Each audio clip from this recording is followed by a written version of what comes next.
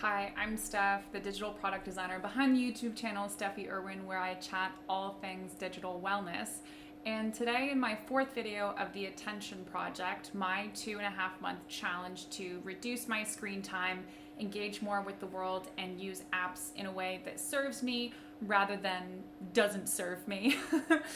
I not only am sharing updates from my progress on the challenge, and I would love to hear how you all are getting along as well, but also kind of different learnings that I've learned as a digital product designer about understanding why and how people use apps so you can use yours in a more conscious way.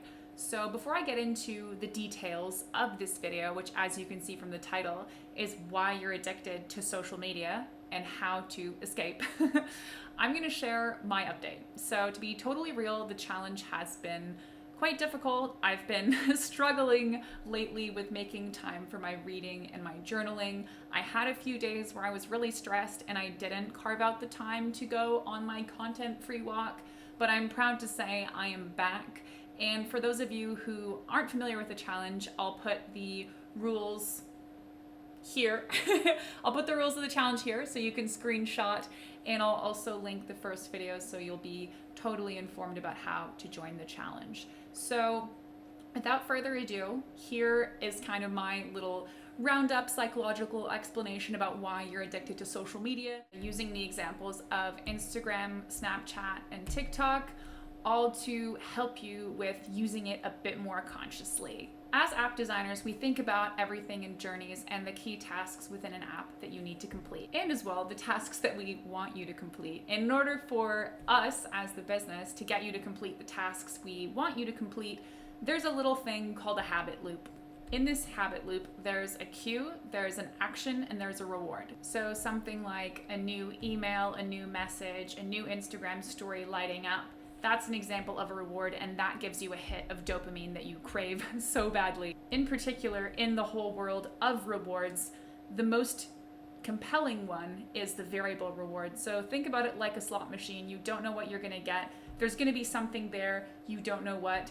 That is what really keeps you hooked and addicted on things like Instagram stories, for instance. So on an app like Instagram, for instance, which is the main one that I'm addicted to, think about likes and comments. So when you post a new piece of content on your Instagram and you see, oh, how many people like it? Or you post a new story and you check, like, is my ex-boyfriend still checking my stories? Or look at how many people are voting, or look at how many people are clicking on my poll on my Instagram story, or oh, look at my friends' new update on their Instagram story about their trip to Spain, or I wonder what people are gonna comment.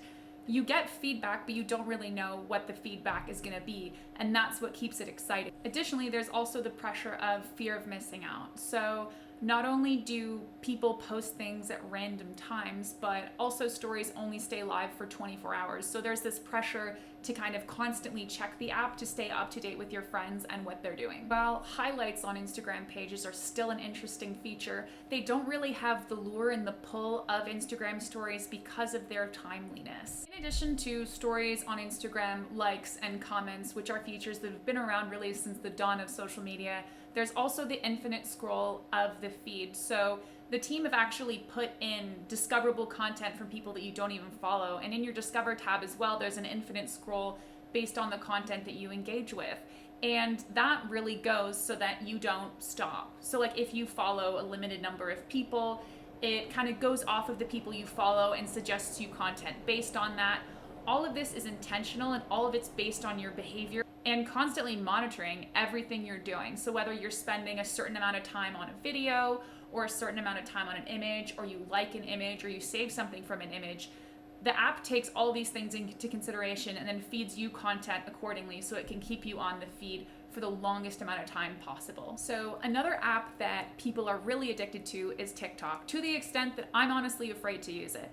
As an app designer myself, I do have TikTok on my phone for the purpose of understanding those kind of common design patterns. And a design pattern basically is a way that something is designed to make a feature more addictive, also to kind of understand what people are adopting strongly so that we can kind of leverage that on other things that we design. So with the TikTok app in particular, what's really special about TikTok is its algorithm. So within a very short period of time, TikTok really understands its users. So it picks up on how long you're spending on each video, what you like, who you engage with, who you follow, and it curates your feed faster than any app on the market right now. TikTok is special because it does the work in the background. While in kind of their initial sign up flow, they do ask you some questions about your interests. This is super common for different fashion apps like List, music apps like Spotify, where they ask you what your favorite artists are to kind of get that sort of cold read on what you like. It's a huge problem for most apps to kind of get that personalized content when you haven't done anything to kind of get you started. But TikTok seemed to leverage that data the best of absolutely anyone. So if you are addicted to TikTok, you're not crazy, you're not alone, don't feel bad at all. This is basically what's happening to your brain. Another thing that's important to consider about TikTok too, and Instagram have really been trying to copy this with Reels, is having those kind of short, snappy, engaging videos. Through having short videos, you can think, oh, just one more video.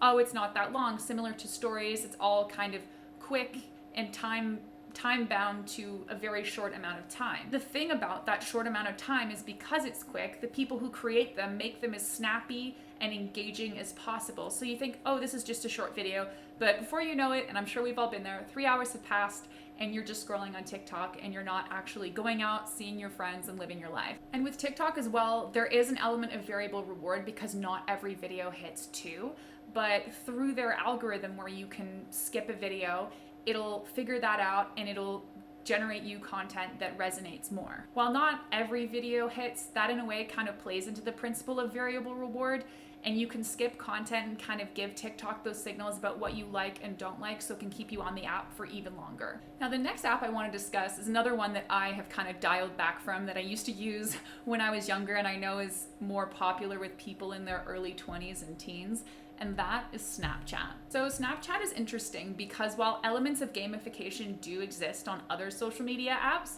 Snapchat in particular gamifies chatting to your friends. So the interesting thing about Snapchat, although it's popular with the younger generation than myself, is that the more you chat to your friends, you get a snap streak, and it kind of makes chatting into a competition to encourage you to do it more. In doing this, it basically encourages you to open the app every single day to kind of maintain your streak and kind of use that as your main communication channel with your friends. Similar to Instagram stories, although Snapchat was the origin of the story in the first place, it's ephemeral content. So in order to see what your friends have posted on Snapchat, you obviously need to be going on the app all the time or you might miss out on something. So it plays on gamification, it plays on the variable reward of not knowing what will be on your friend's story, and it also plays on this sense of FOMO, like, oh my god, I'm gonna miss something if I don't go on this app every single day. And if you think about it, as humans, we're really tribal. We want to be part of the tribe. We don't want to miss out. We don't want to be the one left out of the group or excluded.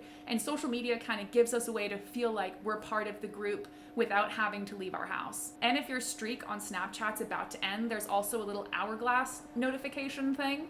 And that also further adds to this sense of urgency. So just to recap, all of these apps rely on kind of manipulative psychological tactics to keep you on the app for longer. So the first one is variable reward, so not knowing what you're gonna get. The second is social validation, so kind of feeling like you're part of the group.